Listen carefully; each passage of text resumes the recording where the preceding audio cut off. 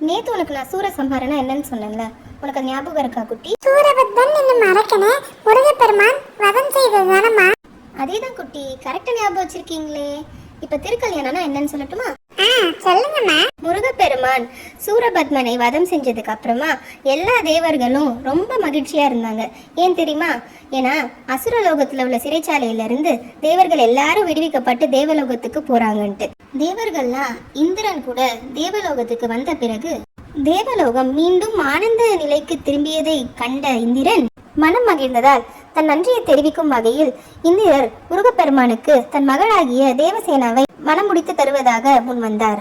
அனைத்து தெய்வ சக்திகளின் ஒன்றிணைப்புக்கு சான்றாக அறுபடை வீடுகளில் முதல் வீடான திருப்பரங்குன்றத்தில் முருகப்பெருமான் தேவசேனை திருமண வைபோகம் மிகச் சிறப்பாக நடந்தது. இதுவே திருக்கல்யாணம் ஆகும். இதுதான் திருக்கல்யாண கதை. புரிஞ்சுதா குட்டி? நீ இவ்வளவு அழகா சொல்லும்போது எனக்கு எப்படிமா புரியாம இருக்கும்? உங்க எல்லாருக்கும் புரிஞ்சா? இந்த காணொளி உங்களுக்கு பிடிச்சிருந்தா உங்களுக்கு பிடிச்சவங்களுக்குலாம் அனுப்பிச்சு வைங்க. வேற என்ன முருகர் கதை வேணும்னு நீங்க கமெண்ட் பாக்ஸ்ல கமெண்ட் பண்ணுங்க. இந்த சேனலை சப்ஸ்கிரைப் பண்ணிக்கோங்க. தேங்க்யூ. வெற்றிவேல் முருகனுக்கு அரோகரா.